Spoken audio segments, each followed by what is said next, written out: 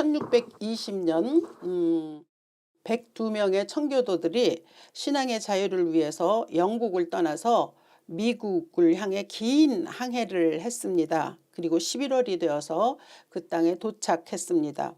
미지의 대륙에서 이제 겨울을 나야 한다는 일이 그게 참 여간 쉬운 일이 아니지 않겠습니까? 결국은 뭐 추위, 질병, 그리고 또 식량 부족으로 인해서 갔던 사람들 가운데 절반이 그만 세상을 떠났습니다. 그러나 남은 사람들은 낙심하지 아니하고 정말 열심히 땅을 개간하고 또 씨를 뿌리고 하던 결과 수확을 맺게 되었습니다. 감사의 마음으로 첫 번째 이제 그 수확을 거두고 난 후에, 다시 말하면 추수를 한 후에 이제 그것을 기념해서 하나님 앞에 예배를 드렸습니다. 그것이 추수감사절 절기의 첫 시작입니다. 그래서 그 추수감사절이 그 가족, 친지, 또 자연, 환경에 감사하는 그러한 전통적인 미국의 명절이 된 거죠. 근데 이제 오늘 이 11월 셋째 주일은 한국의 대부분의 교회들이 다 추수감사 주일로 지킵니다. 이 땅에 복음이 전파될 때 선교사들이 들어오면서 자기들의 전통이었기 때문에 그게 그대로 이제 뿌리를 내린 것이긴 하죠. 그렇긴 하지만 엄밀히 따지면 한국 교회는 추수감사절하고는 관계가 없습니다. 그들의 조상들이 이제 그 땅에 들어와서 그 땅을 일구고 감사하며 또 하나님 앞에 예배를 드렸던 것이 시작이니까 우리하고는 뭐 연관이 없죠. 그러나 이제 그렇게 그들이 들어와서 복음을 전하는 바람에 저절로 우리에게 들어온 경우가 된 것이죠. 그러나 저러나 하여튼 오늘이 11월 셋째 주 한국교회는 추수감사절로 지키는 주일이어서 그런지 우리에게 주어진 본문은 시편 126편입니다. 이 시편 126편은 많은 그리스도인들이 좋아하는 눈물로 씨를 뿌린 자는 기쁨으로 단을 거둔다는 말씀에 들어있는 그러한 말씀이기도 하죠. 바벨론 포로로 갔던 이스라엘 백성들, 그들을 배경으로 한 말씀이 이 시편 126편입니다. 제 나라를 뺏기고 산다는 것 참 불행입니다. 근데 가만히 이제 이렇게 조금 조그맣게 포커스를 좀 좁혀서 생각해 보면 내 집이 아닌 집에서 사는 서름, 뭐 이런 것을 비유해서 생각해 봤습니다. 사람들이 왜 그렇게 자기 집을 갖기를 원하는가를 좀 나름대로 이렇게 따져 보니까 자기 집이 있으면 자유롭지 않습니까? 어떤 사람은 이제 벽에 못 박는 것조차도 금하는 사람들이 있고요. 그리고 또 가족이 많다든가 뭐 여러 가지 제약이 많이 있습니다. 그래서 불편함도 있고 또 마음 상함도 있는 것이죠. 그러니까 결국 나에게 결정권이 없다는 것, 그것이 가져오는 여러 가지 불편함을 넘어서서 이제 불쾌함이 자기 집을 갖도록 만드는 요인이 아닐까 싶은 거죠. 자기 집이 없어도 슬픈데 이게 지금 나라가 없는 거잖아요. 그래서 참 이들의 삶이 답답했긴 했겠다 싶긴 한데, 그렇다 하지만 포로의 삶이라고 하지만 그래도 바빌론에서의 사는 삶은 이점이 꽤 많았습니다. 왜냐하면 그 기원전 6세기 그때 바빌론이라고 하는 그 도시는 엄청난 강대한 도시였습니다. 그러니까 이스라엘 사람들이 그 이스라엘 땅에 팔레스타인 땅에만 있었다고 하면은 잘 경험해 보지 못했을 신문물이 아주 왕성한 도시가 바벨론이었거든요. 그 바벨론의 웅장함과 화려함은 지금 현대 어떤 도시도 그만 못하다는 그런 연구 보고가 있을 정도입니다. 그러니까 고고학적 발견을 통해서 드러난 것은 어떤 것이냐면 바벨론은 지금의 어떤 도시보다도 더 왕성하고 화려하고 위대했다. 그리고 또 그곳에서 살고 있는 유대인들, 즉 이스라엘 백성들에 대한 그 삶이 어땠는지를 또 특별히 연구 조사한 것이 펜실베니아 대학의 고고학자들에 의해서 있었다는데, 그들이 한 점토판을 발견했는데 그 속에는 오늘날의 대기업들이 일구었던 어떤 상업, 무역업 이런 것과 거의 똑같은 일들이 그곳에서 발견이 되었다고 합니다. 그러니까 유대인들이 그곳에서 포로로 살고 있긴 했지만 그러나 참 잘 살았다는 것이죠. 그래서 그냥 또 혼자 유대인들이 왜 경제적인 관념이 굉장히 강하다고 우리가 그렇게 알고 있지 않습니까? 아마도 이런 이방들 사이에서 그 틈새에서 획득된 삶의 지혜가 아니었을까, 또 이런 생각도 해보는 거죠.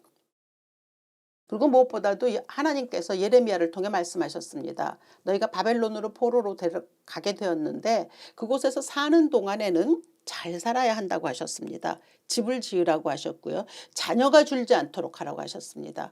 그리고 너희들이 살고 있는 바벨론을 위해서 기도하는 삶을 살아야 한다고 그렇게 명령을 해주셨거든요. 그래서 그 예레미야의 말을 들은 많은 유대인들이 그 말씀을 따라서 잘 살았던 것 같습니다. 그러니까 예전에 그들이 조상들이 이집트에서 강제 노역을 했던 것과는 전혀 다른 삶이 바벨론에서는 펼쳐졌다라고 하는 거죠. 그렇긴 해도 남의 나라 아닙니까? 그러니까 그 마음이 언제나 행복할 수는 없죠. 늘 씁쓸함이 있었을 거 아니겠습니까? 내 운명이 나에게서 결정될 수 없다라고 하는 건 민족이나 또 개인이나 똑같이 비극이지 않습니까? 더군다나 이제 지속적으로 이렇게 이방의 침입을 받았던 게 이스라엘이거든요. 그러니까 이제 이 이스라엘로서는 계속 다른 나라들이 자신들을 침략하고 공격하기 때문에 선민으로서의 자긍심이 다 무너져 내렸습니다. 그리고 바벨론에서 사는 동안에는 고향 땅 예루살렘 성전, 무너진 성전이죠. 물론 그것을 향한 저들의 그 사무치는 그리움은 참 어떻게 할 수 없었던 그 삶의 애환이었을 것입니다. 그런데 어느 날 갑자기 이제 너희 고향으로 돌아가라 라고 하는 소리를 듣게 된 거죠. 이 고향으로 돌아가라는 말을 한 거는 바벨론이 아니고 페르시아였습니다. 바벨론이 아무리 왕성했다고 하지만 결국은 또 페르시아가 바벨론을 멸망시켰죠. 그리고 페르시아의 왕이 이스라엘 백성들을 향하여서 이제 너희 고향으로 돌아가라 라는 명령을 내린 거죠. 에스라서 1장 1절과 3절을 보면 거기에 말씀이 들어 있습니다. 바사왕 고레스 원년에, 여기서 바사는 페르시아를 말하고요. 고레스는 키루스라는 왕인데 역사에는 키루스로 등장합니다. 근데 성경은 고레스라고 써놨죠. 그러니까 바사왕 고레스 원년에 여호와께서 예레미야의 입을 통하여 하신 말씀을 이루시려고 여호와께서 바사의 고레스의 왕의 마음을 감동시키심에 너희 중에 그의 백성 된 자는 다 유다 예루살렘으로 올라가서 이스라엘 하나님 여호와의 성전을 건축하라 라는 명령이 떨어진 거죠. 그러니까 이 말씀은 지금 에스라가 기록을 했는데 에스라라고 하는 사람은 성전 재건을 위해서 힘썼고 또 백성들을 신앙으로 가르쳤었던 성경학자였습니다. 근데 이제 그 에스라가 시편 126편도 썼다고 추정하는 것이죠. 이제 이 에스라를 통해서 하나님이 이렇게 명령하셨다는 것을 보여줍니다. 그러니까 이 말씀을 보면 돌아가라. 누가? 고레스가 말했다는 거죠. 그런데 이것이 또 고레스가 한 것이라고 그렇게 또 말할 수는 없는 것이 여호와께서 바사의 고레스의 왕의 마음을 감동시키심에라고 되어 있지 않습니까? 그러니까 여러분 우리가 살면서 어떤 일이 어떤 사람을 통해서 이루어지든지 그 일 배후에 하나님의 역사하심이 있다는 것을 우리 그리스도인들은 잊어서는 안 됩니다. 그래야 지나친 낙심하지 아니하고 또 지나친 교만하지 않습니다. 하나님이 하시는 일이 우리의 삶에서 일어나고 있다라고 하는 확신이 참 중요한 거죠. 그러니까 명령을 하신 분은 고레스의 입술은 통해서 나왔는지 모르지만 하나님이셨다는 거죠. 그리고 또 그것을 증거할 수 있는 또 한 가지 이유는 이사야는 또 지금보다 훨씬 오래전 사람이거든요. 그리고 고레스가 태어나기 150년 전에 이사야에게 하나님께서 예언하신 말씀이 있습니다. 고레스에 대하여 내가 말하겠는데 그는 내 목자라. 내가 그를 통하여 내 기쁨을 성취하리라. 예루살렘에 대하여 이르기를 중건할 수 있는 성전을 다시 건축할 수 있는 그 일을 내가 고레스를 통하여 하리라라고 이사야서 44장 28절에 이미 증거가 되어 있습니다. 그래서 결국 이 백성들은 예루살렘으로 돌아가게 되었습니다. 그래서 오늘 1절 말씀을 보면 물론 시편 126편 1절입니다. 2절 보면 여호와께서 시온의 포로를 돌려보내실 때 우리는 꿈꾸는 것 같았도다. 그때 우리의 입에는 웃음이 가득하고 우리의 혀에는 찬양이 찼었도다 라고 말하거든요. 그러니까 이게 지금 포로로 살고 있는데 어느 날 갑자기 명령이 툭 떨어진 거예요. 떠나라. 예루살렘으로 가라. 그러니까 이 말씀을 듣는 사람들은 이게 꿈이냐 생시냐 막 이러고 놀랬던 거죠. 그래서 오늘 말씀에 이렇게 꿈꾸는 것 같다고 이렇게 말했던 거거든요. 근데 여기서 중요한 건 뭐냐면 이 명령을 들은 사람들이 누구냐라고 하는 점입니다. 이 명령을 들은 사람은 처음에 바벨론의 포로로 왔던 자들의 후손들입니다. 이미 70년이 지났거든요. 그러니 그때 왔던 사람들은 뭐 남아 있어도 저희 뭐 여간 나이 드신 분이 아니지 않겠습니까? 그러니까 이제 대부분의 그 후손들이 이 말씀을 들었거든요. 그들이 이제 그곳에서 잘 살고 있는데 떠나라. 물론 이제 떠나라고 했기 때문에 꿈을 꾸는 것 같이 막 기쁘다고는 했지만 이게 정작 그렇잖아요. 우리도 어떤 말을 들으면 막 처음엔 막 좋아서 펄쩍 뛰다가 다시 현실로 돌아오면 좀 심란할 때 있잖아요. 뭐 그랬을 것 같습니다. 제일 비근한 예가 우리 미국에서 제주에도 미국에서 오랫동안 살다가 돌아오는 사람들은 제일 문제가 되는 것이 자녀들의 진로입니다. 그래서 고민을 많이 하죠. 미국의 그 교육 환경이라는 것이 우리와는 좀 달라서 거기서 태어났거나 아니면 그곳에서 교육을 받은 아이들은 돌아오려고 하지 않습니다. 그리고 부모들도 돌아와서의 그 스트레스를 받기 싫어하는 경우가 많이 있죠. 그래서 뭐 어떤 경우엔 기러기 가족이 되기도 하고 그렇게 되거든요.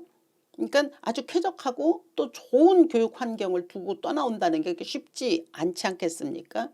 근데 그것과 비슷하게 이 바벨론에 살고 있는 이 후손들은 자기들의 부모들은 포로로 돼서 와서 있었지만 이제 70년의 세월이 지나면서 아까 처음에도 말씀드렸듯이 이들이 잘 살았거든요. 그리고 또 하나님이 명령을 그렇게 하시기도 했고 그래서 잘 살고 안정적이고 뭐 그렇게 경제적으로도 뭐 부유한 이런 삶을 살고 있었는데 다시 가야 한다라고 하는 것이 마냥 기쁠 것 같지는 않다라고 하는 생각입니다. 그게 쉽지 않은 결정이죠.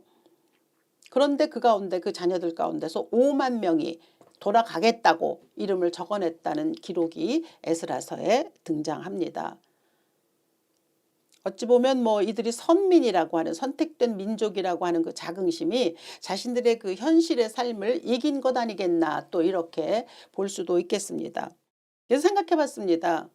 바벨론이라고 하는 것이 요즘은 우리나라는 너무너무 잘 살게 됐잖아요. 그래서 이제 뭐 미국을 별 부러워하지도 않습니다. 그러나 우리 70년대만 해도 미국에 가면 참 대단한 나라 같았거든요. 근데 이 백성들이 포로로 살면서 바벨론에 참 귀하고 또 뭐 신기한 문물들을 접하면서 거기서 그렇게 살고 있다가 이제 고향으로 돌아간다는 게 뭐 기쁜 일이긴 하지만 모든 거 이제 다 포기해야 되잖아요. 다 접어야 됩니다. 무엇보다 돌아가야 하는 땅 예루살렘.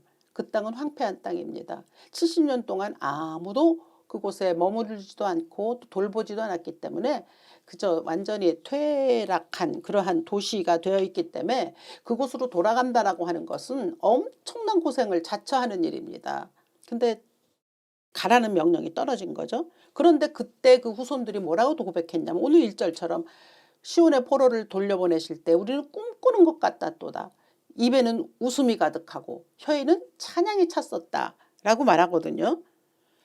그러니까 잘 살고 있는데 이렇게 돌아가야 된다고 그랬을 때 그것에 대해서 그냥 뭐 일단 기뻐했다는 거예요. 그게 얼마나 글쎄요. 저는 굉장히 놀랍게 보여졌습니다.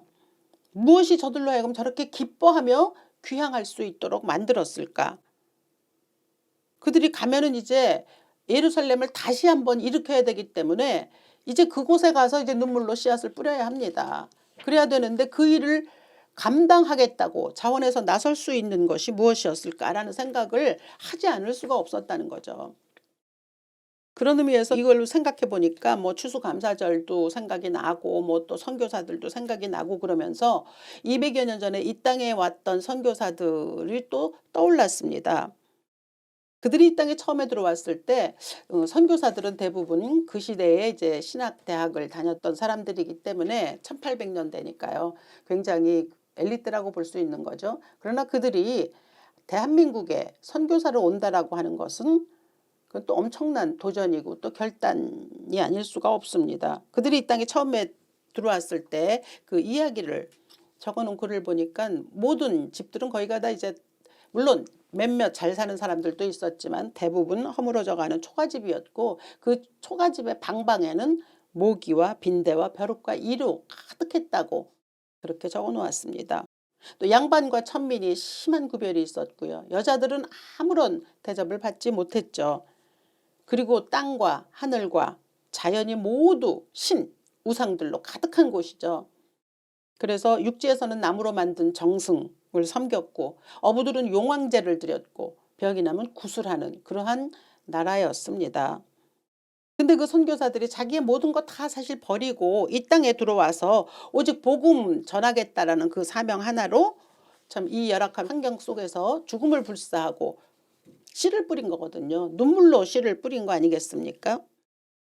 그러니까 그들이 처음에 그 선교사들이 기록을 보면 처음에는 과연 이 땅에 빛이 들어올 수 있겠는가? 내가 이 씨를 뿌리는 것이 과연 이게 제대로 단을 거둘 수 있겠는가 하는 의심과 회의가 없지 않았다고 합니다. 그러나 그럼에도 불구하고 눈물로 씨를 뿌린 거죠. 그래서 결국 그 결과 오늘날 이제 우리 대한민국에 1,000만이 넘는 그리스도인이 생긴 거 아니겠습니까?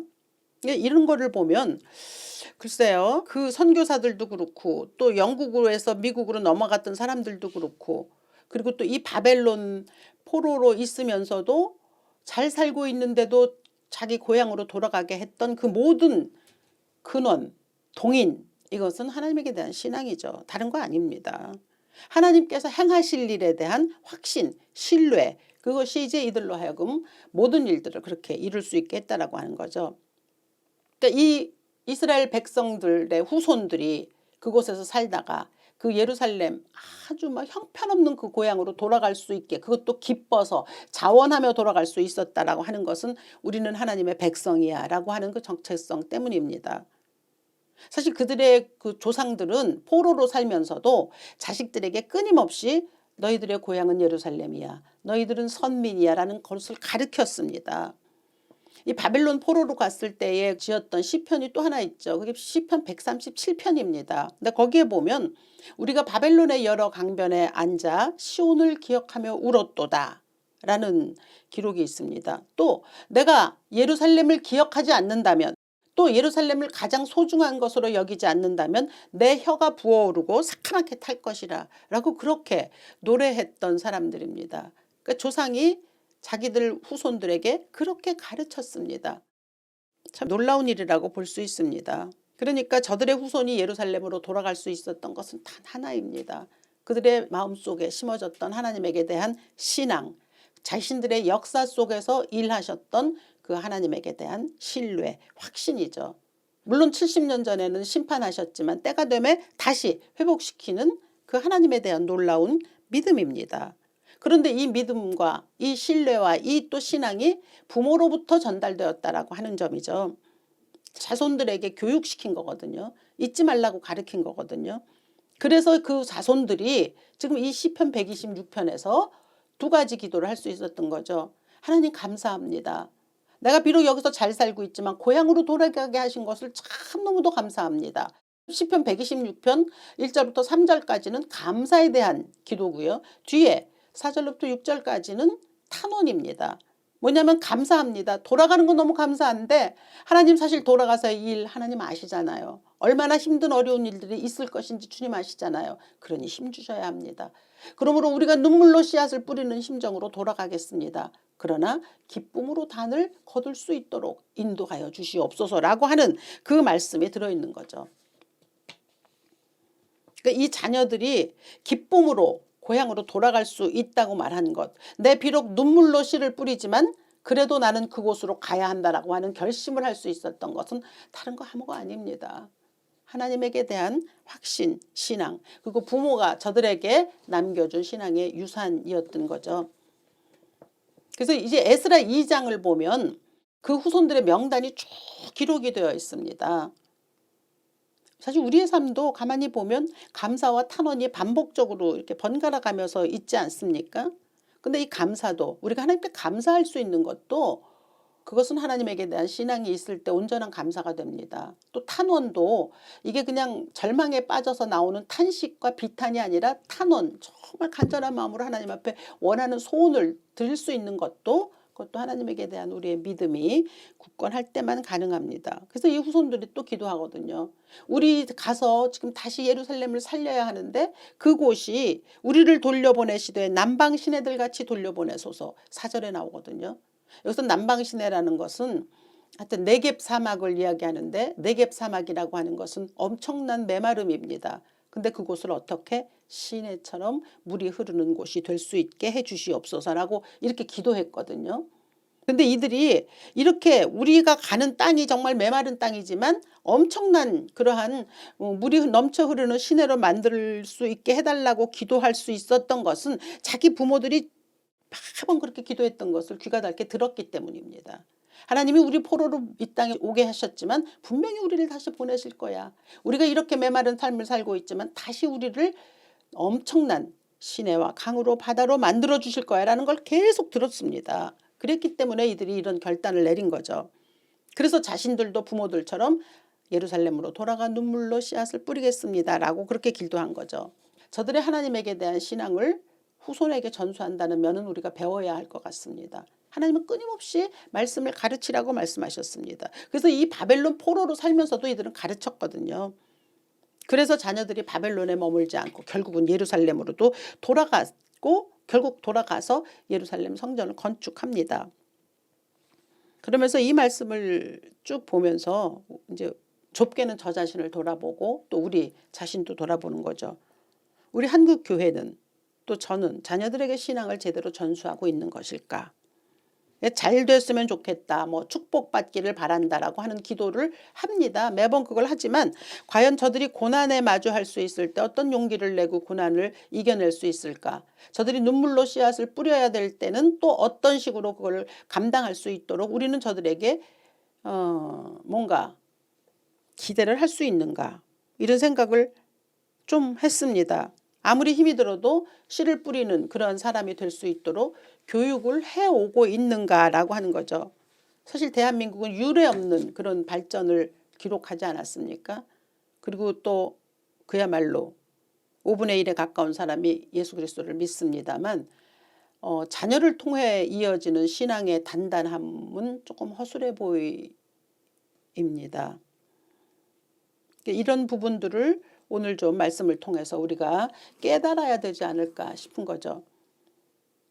기원전 6세기에 바벨론 포로로 있던 자들이 예루살렘으로 귀환했다라고 하는 것은 그 안에 우리가 발견할 수 있는 참 귀한 보석 같은 말씀을 전해주는데 그것이 뭐냐면 가족 안에서 전해지는 신앙의 전수입니다.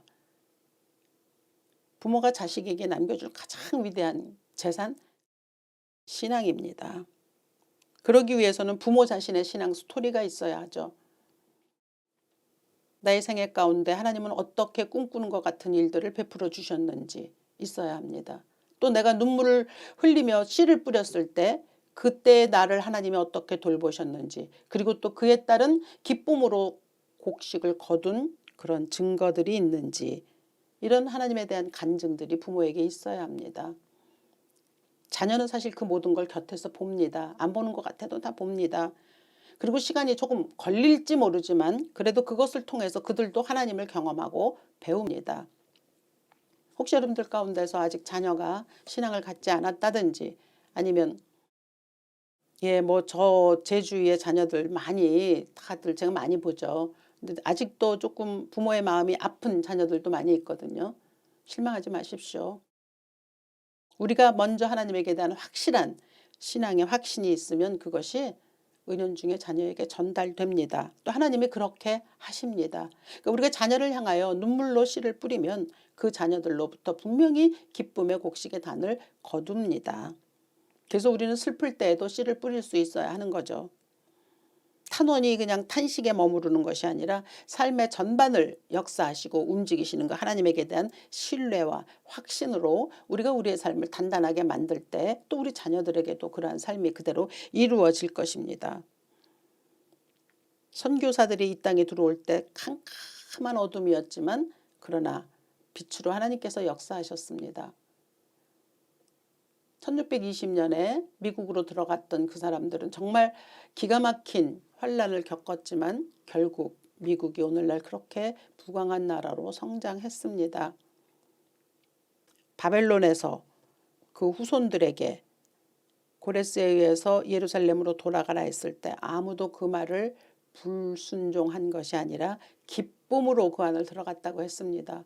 눈물을 흘릴 요량으로 또 울면서 씨를 뿌릴 그 결심으로 그 결단으로 그곳으로 들어갔던 그 바벨론 포로들의 후손들의 신앙, 우리가 그것을 좀 본받아야 할 것 같습니다. 하나님의 자녀라고 한다면 뭔가는 남겨야 되지 않겠습니까?